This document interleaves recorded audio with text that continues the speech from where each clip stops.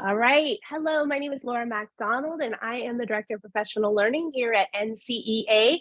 We are glad you're here joining us for the ins and outs of dyslexia, instructional adaptations. Now, this session was one of the favorites from our NCEA 2023 convention, and we have two of the three lovely presenters here with us today to do a webinar.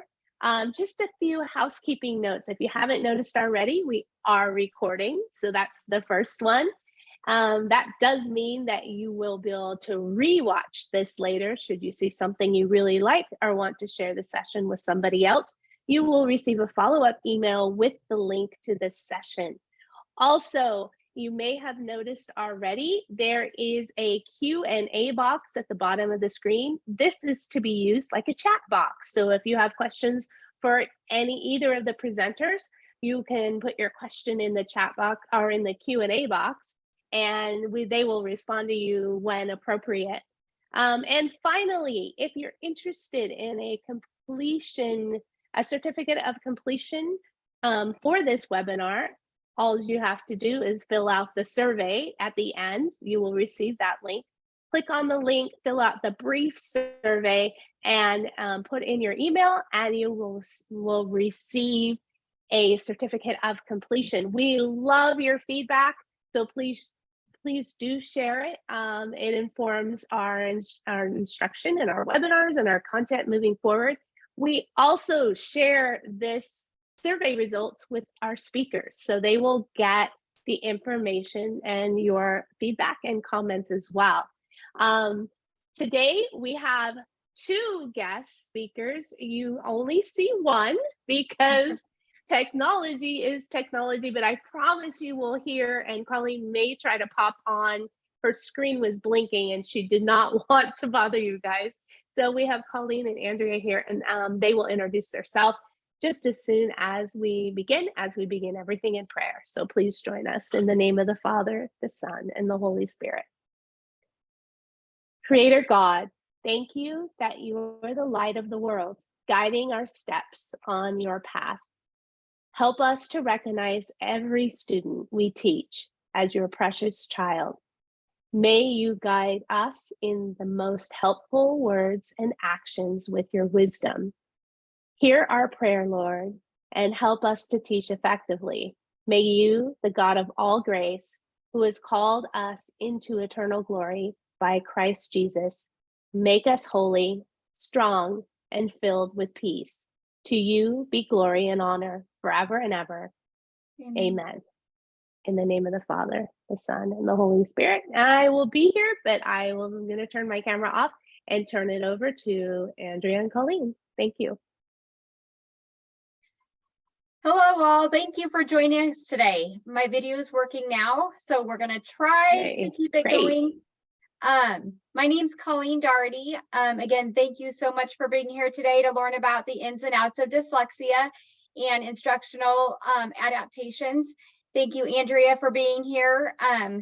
We are both very passionate about dyslexia and sharing our knowledge with people so that they can help their students, help their families, help get this information out so that you can become the best educators possible. If you would like to scan this QR code with your phone or device, you will have access to all the slides that we have. And at the very end, there's a great resource that has everything possible that you might need or want to access afterwards to help you implement things easily into your classroom or at home if you have a personal family member that you want to use some of this information with. I think that's all on that slide that I had. We wanted to start off, I'm not sure how this next one's going to work with a webinar. Hey, and I wanted to pause real quick. Did you want to introduce yourself and tell me your role? I am a K-8 inclusion specialist at a Catholic school in Lee Summit, Missouri. It's a suburb of Kansas City. I've been here, is starting my 21st year here. Prior to that, I stayed at home with my children as they were littles and had a preschool out of my home. And then prior to that, I taught 6 years in a public school. And so I have lots of different experiences. We have currently, there are 73 kids on our caseload. It keeps growing, and my goal is to catch them young, so that as they're getting older, some of them can kind of taper off our caseload, and they definitely can ask for their accommodations. They are very good at standing up for themselves, and the word's not coming to me, advocating for themselves prior to leaving here and going to high school. And if they can't do that before they leave here, I've not done a good job of getting them ready. That is my ultimate #1 goal. So yes. My name is Andrea Bergner, and I'm a math specialist at a Catholic school in the Dallas Diocese. This is my 7th year at the school, 8th year in Catholic education, 20 years total in education. I've bounced back and forth between public and private. And I'm a parent of a dyslexic child, and many of the students that I work with for math support, which is my primary responsibility, many of those students also have dyslexia. I see a lot of overlap with them. And Colleen and I and our colleague Hillary, who wasn't able to be here today, we all went through the program for inclusive education through the University of Notre Dame. And so this is where this presentation was inspired from, is the different learning that we have. If you're interested in learning more about the program, we can tell you about that at the end.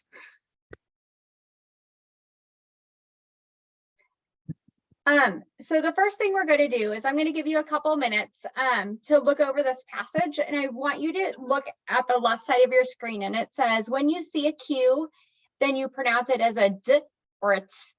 When you see a Z, you're going to pronounce it as a N. A P, you're going to pronounce it as a B. A B, you're going to pronounce it as a P.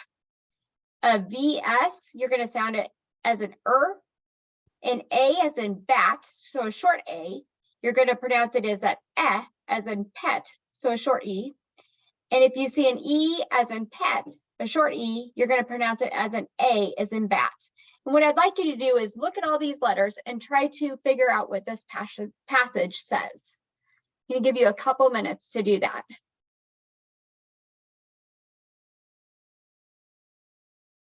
And go ahead and add into the comments. Take some time here and see if you can, as you're figuring it out, go ahead and add it into the comments.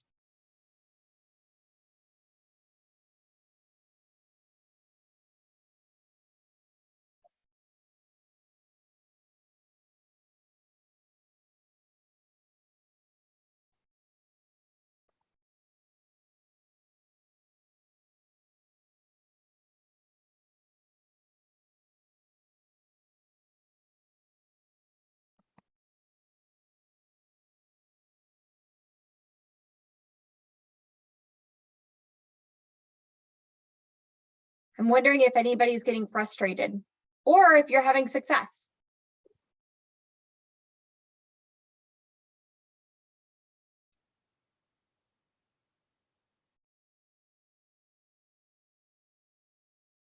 Has anybody figured out the first line? If so, can you type it in the messages for me?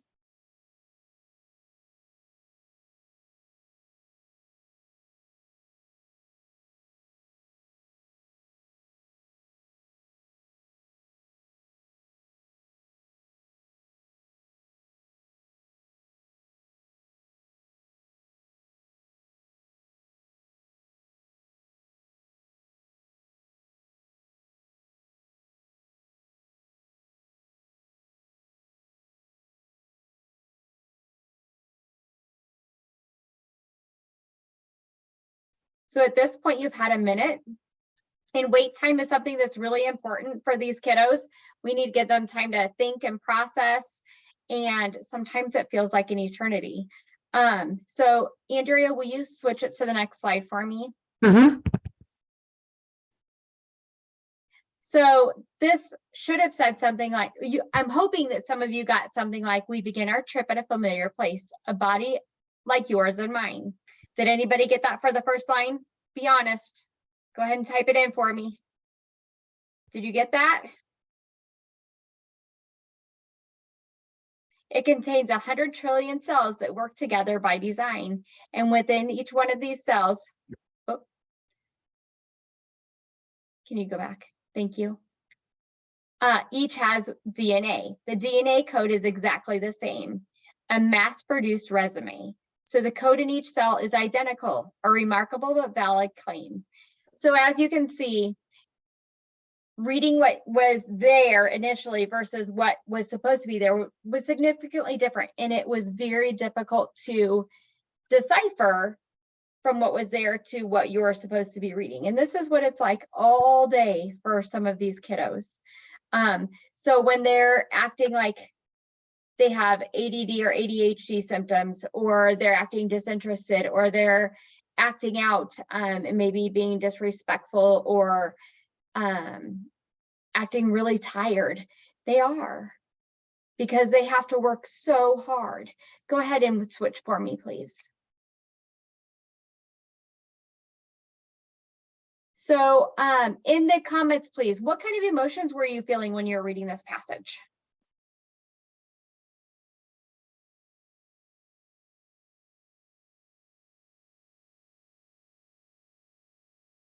And maybe I don't see it because I'm not the host or the panelist. Are you guys seeing? Oh, it's down here in the question and answer. Okay, so I'm hearing, I see frustration, a lot of frustration. It's difficult, puzzling. Thank you. A rush to try to figure it out. Yes. All of these are very valid. I could decode, but had to keep referring to the key. Absolutely. Annoyed. Yep. Self-doubt. And imagine how you feeling that all day long, worrying I won't get it right. And these kids they want to be right. They want to make you happy. Would I have the grit to keep going? And grit's a word I use a lot. Stressful. Okay. So had any of your perspectives changed from the beginning to the end? Inadequate. It forced me to focus on what I was reading.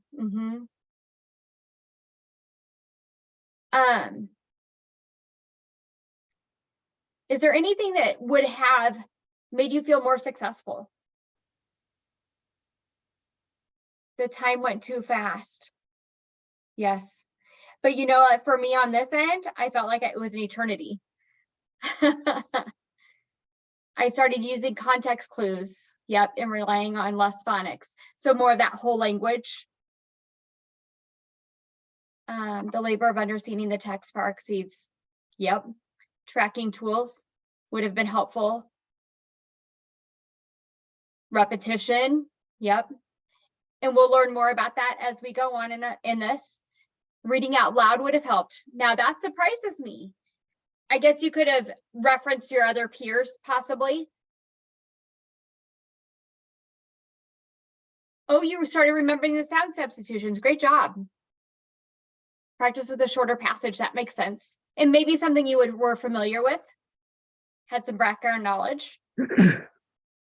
These are great. And the reason why we do this is so that you can see, hear, experience what our students are feeling literally all day long. Thank you, Andrea. Can you go ahead and switch? One thing I wanted to add to that is this passage that we were just reading was from a science, would look like something they would read in science class, right? So this is something to reinforce if you are not a reading teacher. I was one of those that was not teaching reading content in terms of being an ELA teacher. But if you're teaching science, you're teaching social studies, teaching religion, you're still teaching reading. And so dyslexia doesn't just stop when they move to those other classes.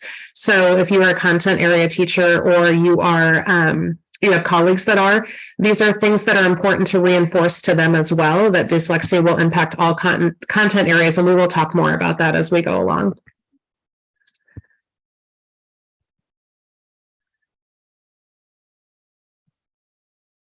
Grades were bad, self-esteem started to collapse. I remember faking being sick all the time. The words just come out wrong. I would look at the blackboard and it was just gobbledygook. I couldn't do what other kids were doing. 1 in 5 kids are born with it. Most go through life never achieving their potential. It wasn't until I got the diagnosis that I was really able to be like, I understand it now. The imaging has made dyslexia visible. You have to push yourself to do whatever it takes. It's so important to just own it. It's an island of weakness surrounded by a sea of strengths. It brings me incredible joy to see her not hide herself the way I hid myself. Dyslexia teaches the ability to see the entire picture. Those are the kinds of things that are really important. So we wanted to highlight this documentary. If you'd like to learn more about just learning the perspective of people who have dyslexia, this is one that can be valuable for you.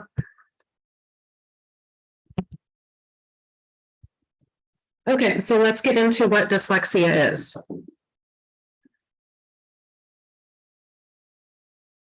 So dyslexia is included in the Individuals with Disabilities Act and is defined as a specific learning disability. It impacts reading, specifically decoding, and accurate or fluent word recognition and spelling. According to the International Dyslexia Association, it is a specific learning disability characterized by difficulties with accurate or fluent word recognition, poor spelling, decoding abilities. These difficulties typically result from a deficit in phonological component of language that is often unexpected in relation to other cognitive abilities. Secondary consequences may include problems in reading comprehension and reduced reading experience that can impede that growth of vocabulary and background knowledge. So there's especially how it's going to impact your content areas.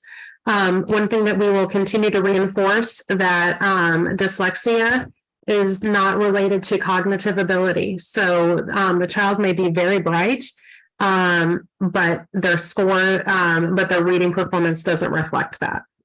May I add something there too? Absolutely.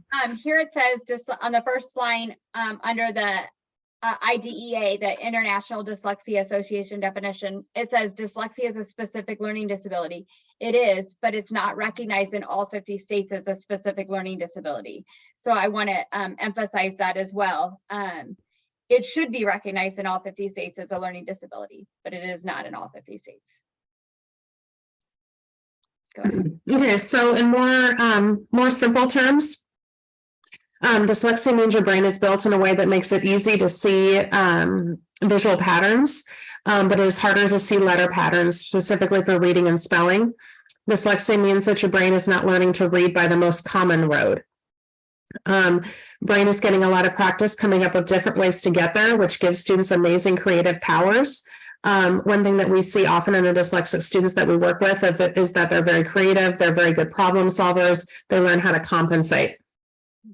Dyslexia means your brain is having a hard time keeping all the sounds in your mind when you're trying to sound out a word, which can be really hard. Once you know the words, your brain has a much easier time understanding what the story or the text is about.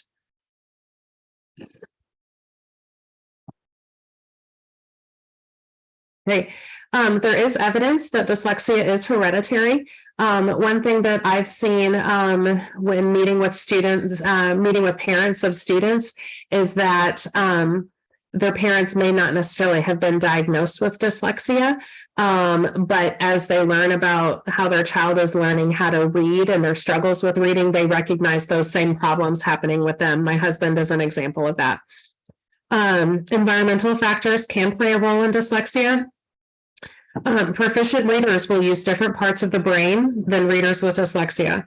Skilled readers will activate the back of the brain, but readers with dyslexia will overuse the left and right frontal regions of the brain. However, this brain profile can change after intervention. So here are some images of the parts of the brain that are used for the different components of reading, and you can see the middle compared to the right, the parts of the brain that are activated by typical readers versus ones that students that have dyslexia.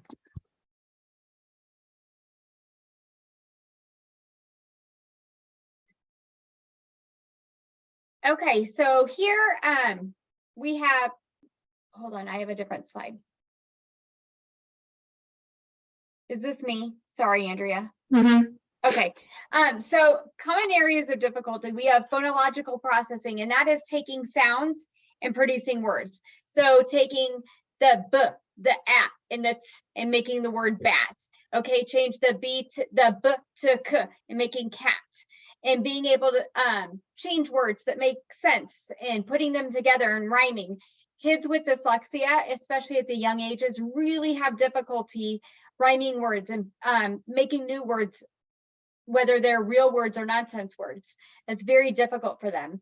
Also taking just letter sounds and being rapid with them, or taking their colors and being rapid with recognizing them. And those are things that they can already know their colors, but if there's a bunch of dots that have a certain color and they have to go through it and name the dot, the color of the dot, that might be very difficult for them, as well as letter naming things rapidly. Sometimes with sight words, doing the same thing, and then being able to do that to read a sentence and hold on to that information to gain comprehension. So that's rapid naming. When we get to orthographic processing, we have to hold on memories of words, to letters to identify words, and then symbols for the word recognition. All of this goes together to create what reading is.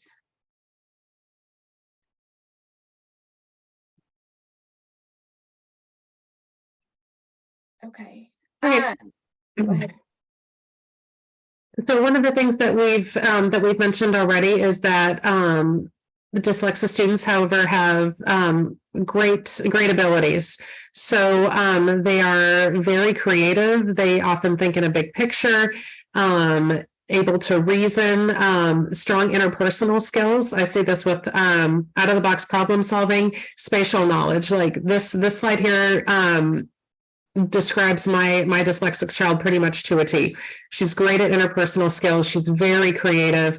Definitely thinks out of the box problem solvings. And this is some of the different ways that they can use those skills to help them.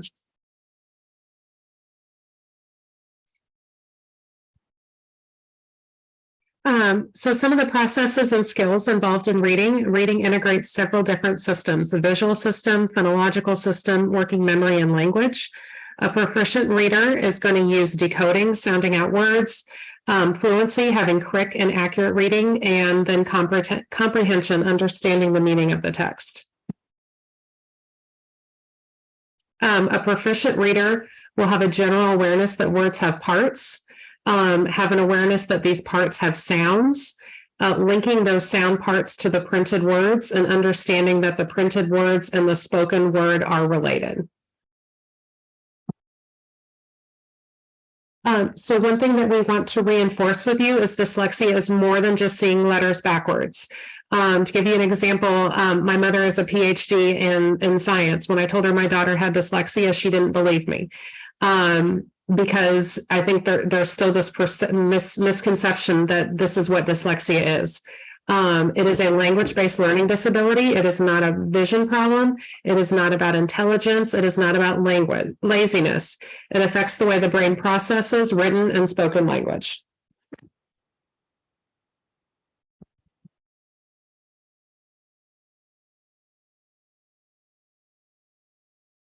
Okay, so go ahead and go into the question and answers and tell me what you know so far about dyslexia. Things that you think you know, things that you've learned so far from us.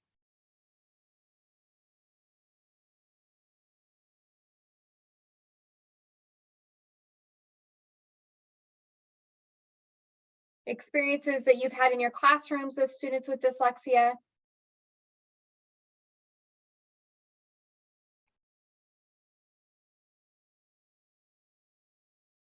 Yes, it can be hereditary for sure.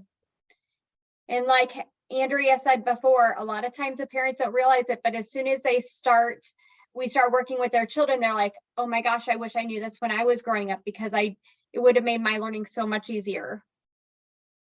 The brain does not process when reading the same. They are very fun kids to work with. They are the best. because they think differently. And I love that about them. And they force me to think differently. It is hard to get early intervention, but I think that there are a lot of really great scientifically based reading interventions now, or even reading programs now that are making it easier to identify them younger and younger and younger. And I think the more emphasis and the more knowledge that is shared is helping that process. It's getting better. It's going in the right direction. Allison, thanks for sharing about the intervention that you're using. That's going to be a big focus of what we're going to talk about today. The gap gets harder when they're older. It does, but it's not impossible. For example, I had a family reach out to me and their daughter was in 7th grade. It was the end of her 7th grade year, so she was going into 8th grade, and now she's going into med school. So, and they had me come to her graduation, and she wrote me this letter. She made this cross for me when she got accepted into med school. I mean, nothing's impossible. A lot of it's mindset and their willingness to learn this different way.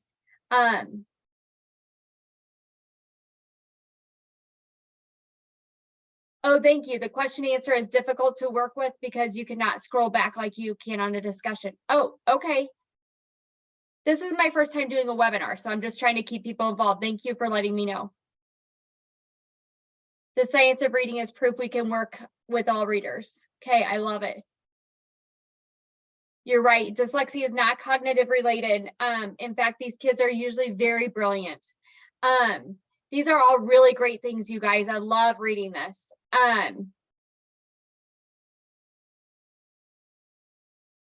Is a less efficient way. Yes. So what I'm going to do is I'm just going to go over is they appear to have difficulty hearing, isolating, and manipulating individual sounds that make up phonemes. Phonemes are sounds. And that's important for you as educators to know that. I know that there are some people in my school, when I was trying to educate them on the different words, phonemes, sounds, they did not know that. And that was shocking to me, but they were in school when it was whole language, so they were not taught that information. There's limited awareness on our spoken language is composed of those sounds or phonemes. And it is important that we teach these sounds to our children and we use proper language so that they are understanding and knowing and can use them in different contexts and in different content areas. These weaknesses may be in spelling and decoding and word recognition. For example, I have somebody who he is going into 3rd grade, and every time he sees the word a, like a cat, he says the every single time.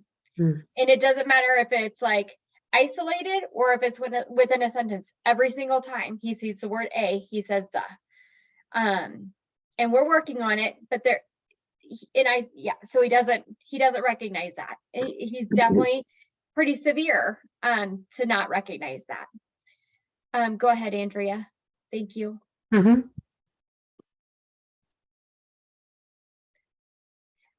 This visual has a lot of information, but I always think it's nice just to take a look at it. This has a great overview of a lot of difficulties that students with dyslexia have. Similar sound confusion. So for example, when you have the digraph SH and CH, I like to go sh or ch. So if I said we're going to church today, they know that it has a CH, not a sh. Or the ship is sailing.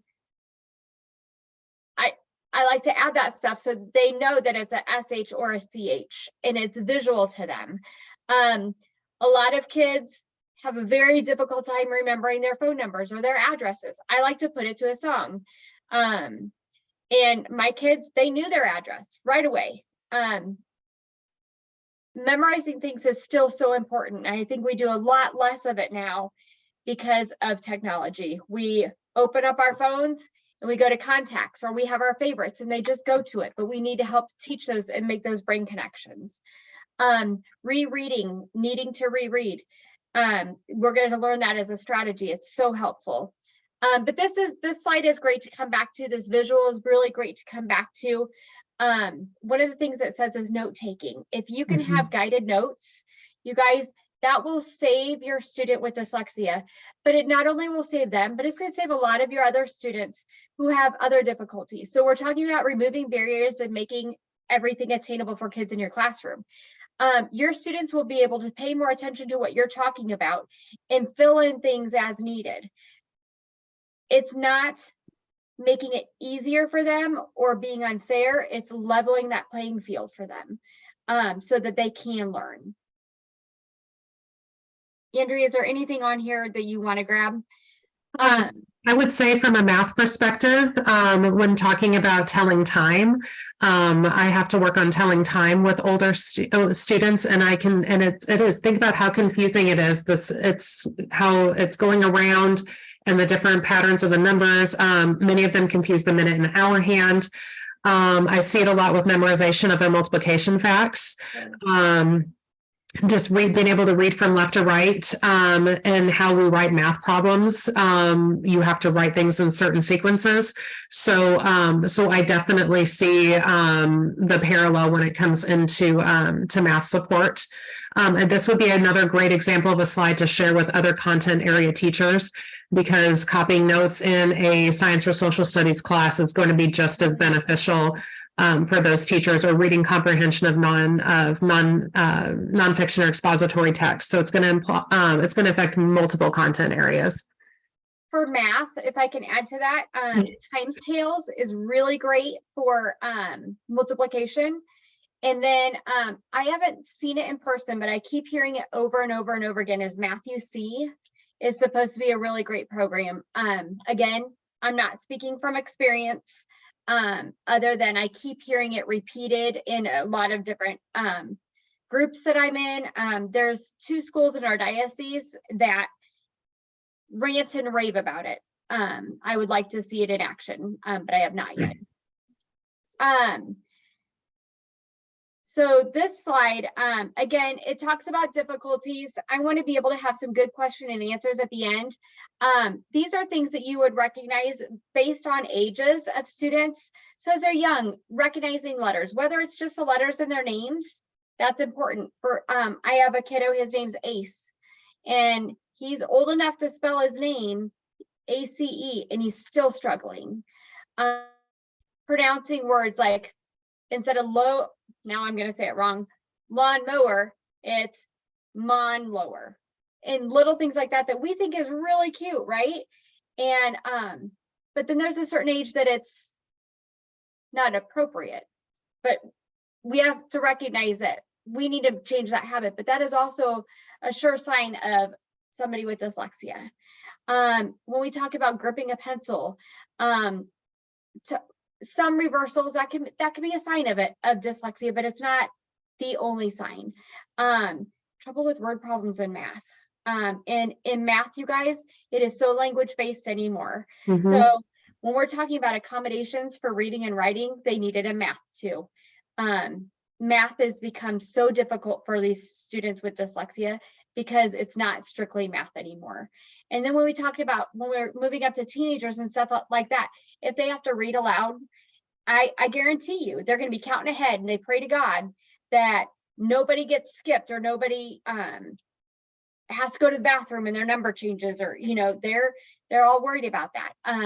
They have difficulty summarizing stories because they're working so hard to decode words that they don't know what the story is. So again, removing those barriers, providing read alouds or peer reading, creating rubrics, like I needed to find this information.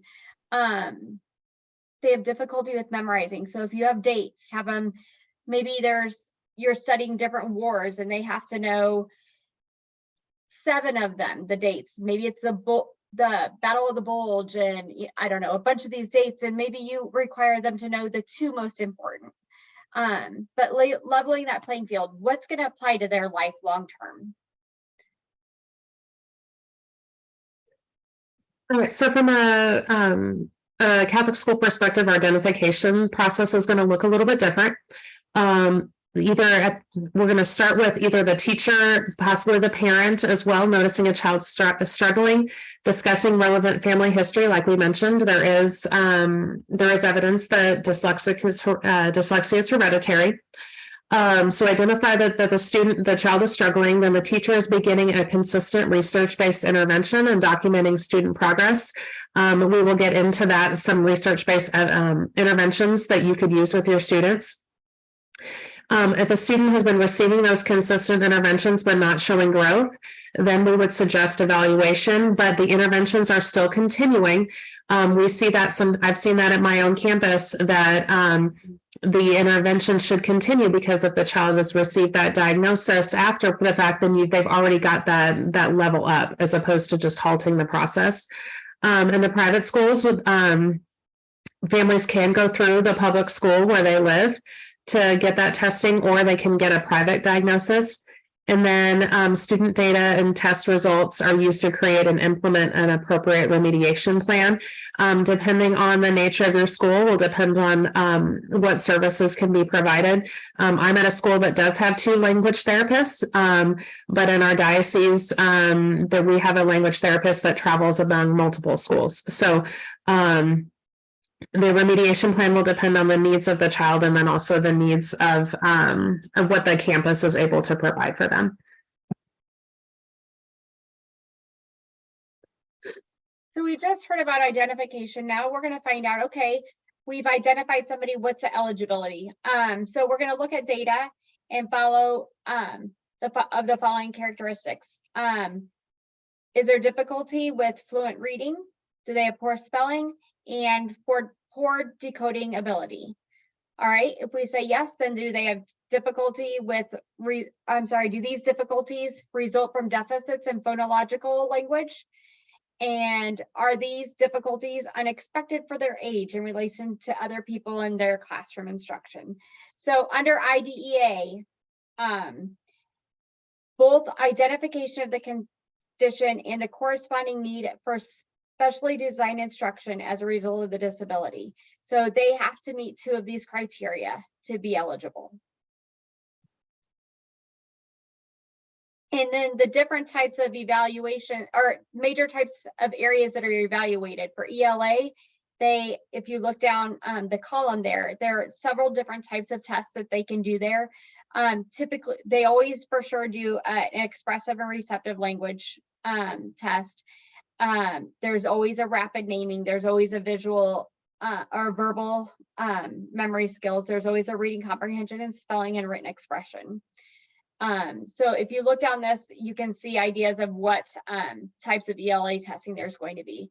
And then below the 24th percentile and lower, there's a CTOP that they do, informal letter sounds assessment, the Weschler, and then other cognitive tests. And then on the far end is cognitive ability options. There's a Kaufman. It's very common, especially with the younger kids, the Woodcock, the Weschler, or they call it the WISC, and the COGAT. This is, I feel like, a really good span of different types of assessments that can be given, not only for dyslexia, but also for other specific learning disabilities. It's a great resource for you to have if you're going to be meeting with a team if you have concerns of disabilities and dyslexia. Yeah, so somebody mentioned this, I noticed in the Q&A, in terms of the prevalence rate. So about 20% of the population, 88 to 90% of all diagnosed with learning disabilities have dyslexia. In a school with 400 students, that means 80 students around that would have dyslexia. It's the most common of all neurocognitive disorders. I noticed someone else in the Q&A saying now that they're looking through this information, thinking of a child that they have that probably has this.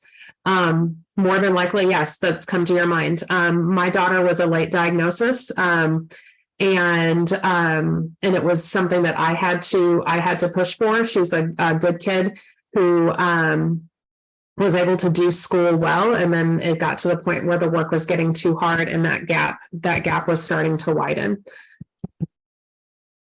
Okay, so we talked somewhat already about some of the academic challenges that dyslexic students will have. Difficulties reading fluently, executive functioning, time perception, challenges related to other subject areas like we've mentioned, and being able to memorize. And then some of the non-academic challenges. Dyslexia is not cured. So if a child goes through a dyslexia program and graduates from it, that doesn't mean they don't have dyslexia anymore. This might be something that needs to be reinforced, especially with if you teach at a school that goes through 8th grade or at a high school. Children with dyslexia will still be in their classrooms. It's going to impact non-academic reading as they become adults, reading contracts, menus, following directions. There is evidence that people with dyslexia suffer from some anxiety, depression based on the challenges that they have, and also just the social stigma or their own self-confidence because of their diagnosis.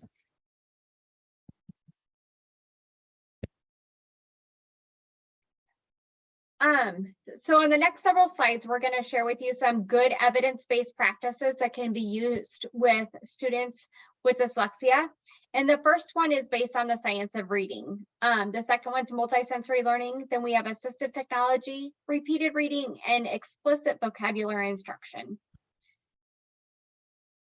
The first one, the science of reading, the biggest thing that I want you to take out of that is decoding of text and comprehension together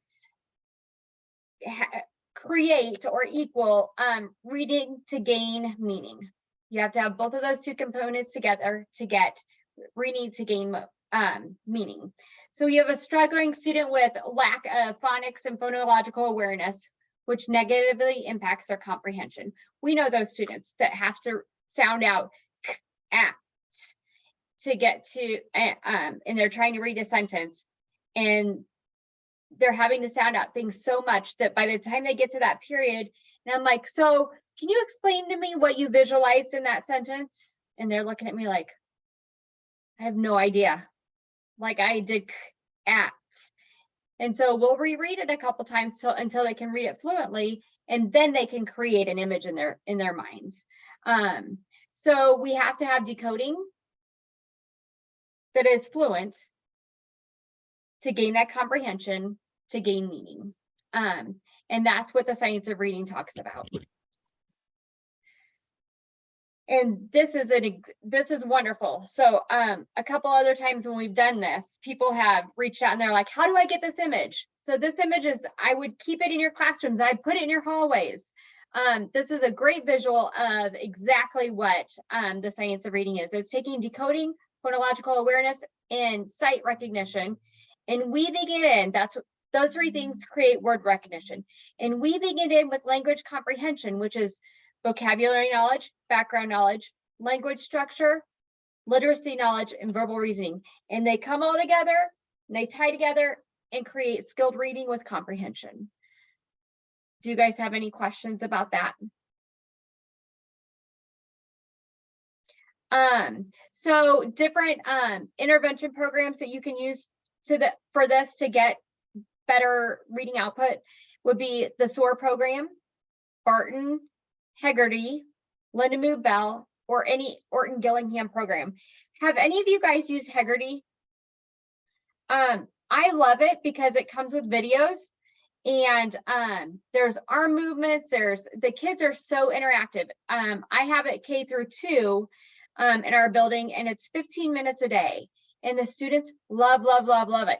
And actually, it's not K through 2, it's preschool, because I bought it for them as well. And it really helps with being able to isolate and build on words and manipulate words. But it's 15 minutes. We start at young, and it's one way that we can easily gather data and start identifying these students at a young age. And then progress monitoring. I'm being letters trained right now, but we use some of that. We do the past all the time, and that has, again, it's manipulating words and sounds. It's quick and easy.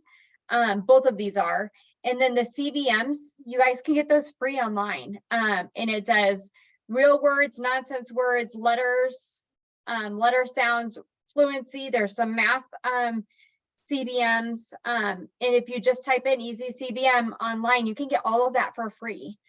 And then obviously with direct observations, you can get information.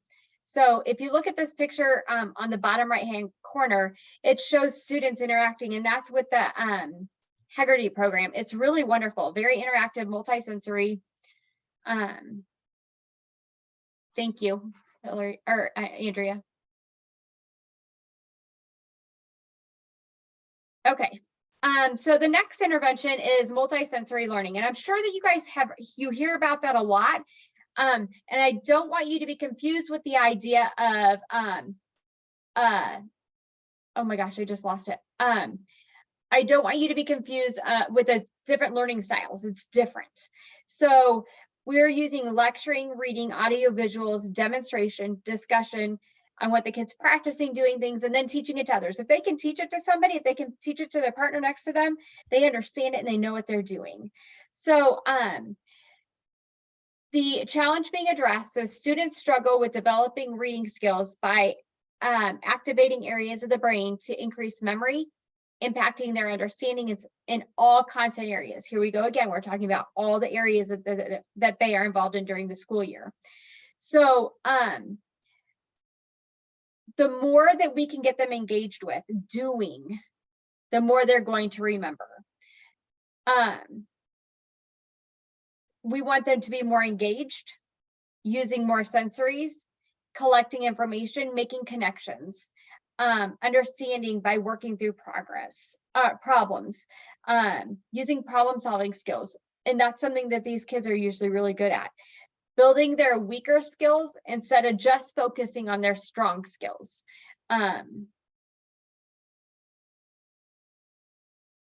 Yeah, Andrea, is there anything you want to add to that one? I would say I incorporate a lot of these multi-sensory approaches into my math instruction as well. So a lot of times we think about multi-sensory as being something that they're only doing in early childhood. Yeah.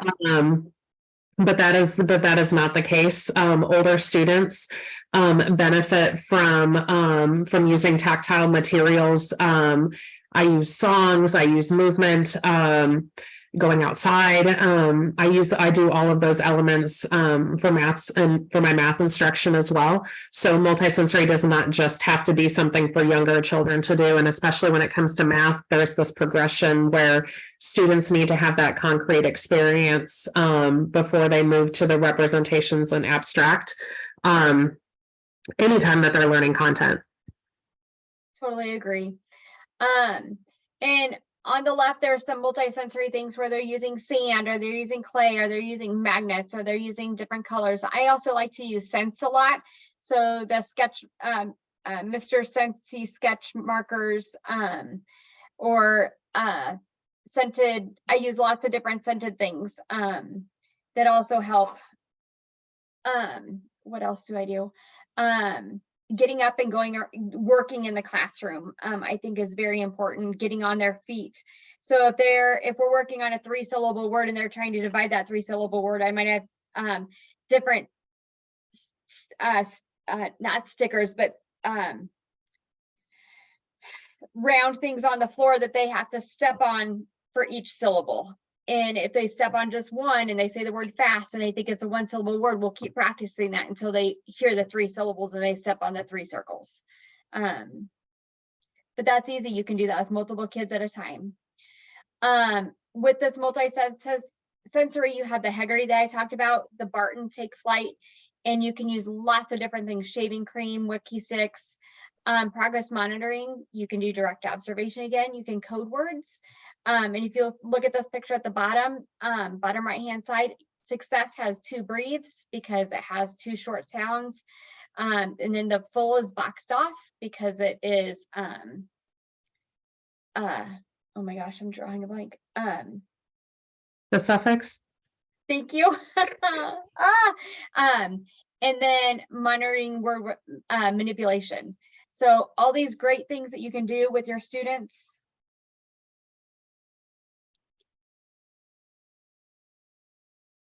Okay.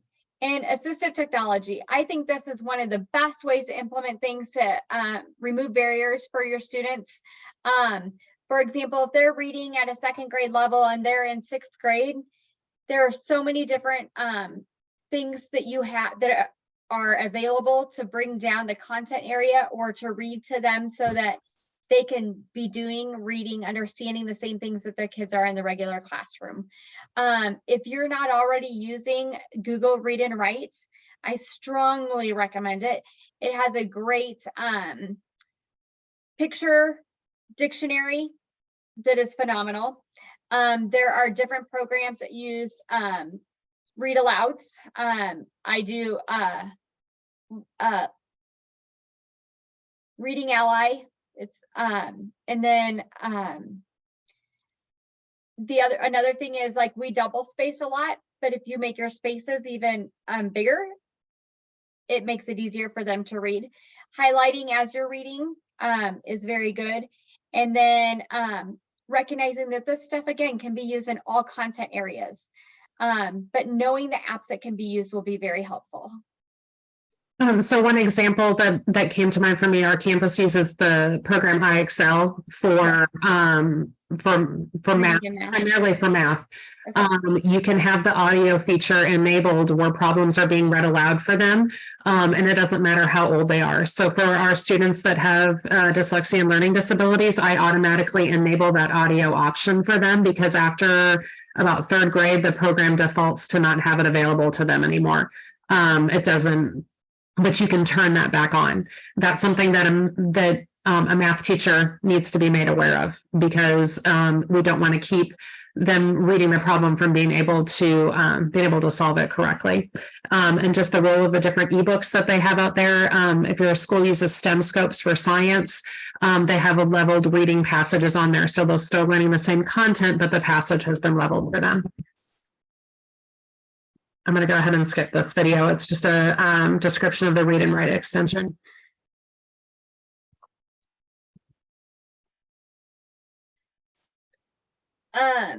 And this has some great resources. If you want to click on the read and write the sentence builder in the Learning Ally, it goes through just a quick explanation of what they are and how they can be utilized in your classroom. They're fabulous. So take some time and go back and look at those. Go ahead, Andrea. The next one is repeated reading. So I mentioned earlier that I have a student who has to sound things out and therefore has a difficult time being able to comprehend or visualize what he's been reading. So this repeated reading is phenomenal. So I will have him read it multiple times until he's able to read it fluently, so that he can improve his comprehension. So the challenge being addressed is he's struggling with reading accurately, his rate and his expression, and we want to improve his fluency, enhance his comprehension, expand his vocabulary, and improve his confidence. Oftentimes his vocabulary is low, so I oftentimes bring up a picture when I know that he's not understanding a word. I'm like, do you know what this is? And he'll be like, no, and I'll pull up, oh yeah, I know what that is, but he didn't know the vocabulary for it. But repeated reading, it's really outstanding to see the improvement when you keep the data on that. So this video goes through what it looks like to do repeated reading and the improvement that this young lady makes as they're reading the passages and gathering the data on it. So when you have time, I would go back and read that, but the teacher's gonna monitor the miscues and help her recognize the mistakes that she's making and then have her do it again. And she improves with her, she makes less mistakes each time that she does the reading.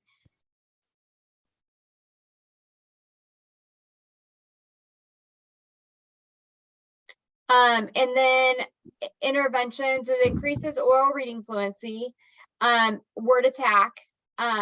They read it 3 times. And after 3 to 5 seconds, the teacher will tell them the word and how to say it correctly. And then the student will read this until they reach satisfactory fluency. And just a couple programs you have CBM, Dibbles, and AimsWeb. I know that CBM can be free and so can Dibbles. I haven't seen AimsWeb ever to be free. Right, and then the last intervention that we wanted to go over, and this is one that can apply to any content area, and is explicit vocabulary instruction. So this addresses the challenge of them acquiring vocabulary. One thing, there is some misconception about the difference between explicit and lecture-based instruction. They are not the same thing. So when you're teaching vocabulary to children, it should include, it incorporates in the multisensory as well. But you're explicitly teaching specific words and strategies to help them remember them, intentional about learning the meaning in their strategies. So accessing vocabulary is not something that all children can just gain by reading and using context clues. Some children need to be explicitly taught the meaning of different words and then frequently practicing the meaning of those words. So there are lots of different ways that you can do this. There's lots of different graphic organizers out there that you can use. One way that you can monitor students' progress in understanding vocabulary is using what's called maze passages. You can also get these off of from Dibbles. So they're going to receive a text passage. Several words are deleted. For each deleted word, the student has to choose the correct word from 3 choices, like you can see on the screenshot there. This is an easy, inexpensive, efficient CBM. It's done within a couple of minutes. And you can see small gains in performance over time, and you can use those formatively to see if students are responding to that intervention. So in terms of supporting families, if you are a parent and you're suspecting your child has dyslexia, these are questions that you can ask your school. If you're new to a school, these are things you may want to ask as well about core reading instruction, progress monitoring, evidence-based interventions. How are you using data? But partnering with your parents, with the parents of your students, it is so crucial in these students being able to have success. They love their kids. They want their kids to do well. There's, like we've said, there's a lot of misconceptions about dyslexia out there. Educating is huge, and it's not and it can be a very emotional experience for them. So just partnering alongside with them, and that you're not giving up on that child, and we want to see success for them. So these are some kids that have done different things, multisensory, as you can see, for improving their skills within the day. So the top left, she's using stamps to work through spelling. These 2 girls just finished their first chapter books. The girl in the center, you can tell it was Ash Wednesday, but she was coding words. The young man here did several different ways of multiplying and identified them. The far left bottom, the girl had just taken a spelling test. If you click on the iPad image, it's a video of a girl breaking a word up. The girl in the center is using popsicle sticks for skip counting. And the girl on the bottom right, I love this. It's rainbow silly sentences, but it gives her, the red is an article, then you have a noun, a verb, and a punctuation.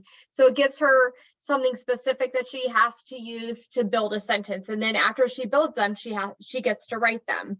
But it starts off very basic and then it builds. So like right now she was building 4-word sentences, but it started off with 2-word sentences. And it gets larger and larger as she gets more skills. So these are just what some of the successes look like.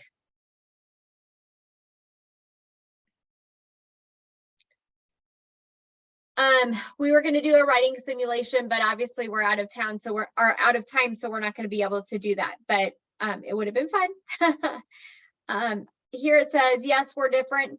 No, we sometimes don't adhere to the norms, and that's hard for us. But all we're asking is that you help us to live with that. Give us space, give us time, give us grace. Above all, give us acceptance. I love this. Thank you so much for being with us. As you can see, the QR code's there. And if you have questions, I'll wrap up here. And if you ladies want to watch that question and answer, you'll be able to answer them. I shared the survey link in the chat box. If you click on that, those of you that joined us late, click on that, complete the brief survey. We shared this feedback with both of our presenters. We also will send you a certificate of completion should you want one if you share your email at that link. We know the more we learn, the more compassion we have, and the earlier we serve our students, they can avoid frustration and they can feel safe to ask questions. You know, our students with dyslexia really have to persevere, and the more we're there to support them, the more likely they'll have a positive attitude and continue to be successful with you. Any questions that you would like to answer there, ladies? Can you say anything? There was one where somebody asked where the assessments can come from. I use a program called Lexercise, and it's free online, and it does a lot of not the things like a psychiatrist would do, but it's like a baseline that would give me really good information, but it has it's free and it doesn't take very long. Lexercise is a great starting point that you can say, we've done this, we have these concerns, and then you can go forward from there. Is it just spelled exercise with an L in front? Yes. Okay. Yeah. Very good. And then obviously if you do the PAST, that's a really great diagnostic tool as well to be sharing. We do that definitely monthly. At our school, we use Fontes and Pinnell 3 times a year for all students as a universal screener.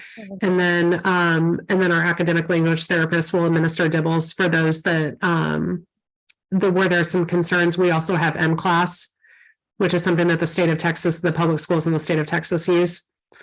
Okay. All right. Well, thank you so much, everybody. Thank you for your expertise. We appreciate everything you shared with us today. And remember, the most valuable resource we have is each other. Thank you, everybody. Thank you. Thank you very much.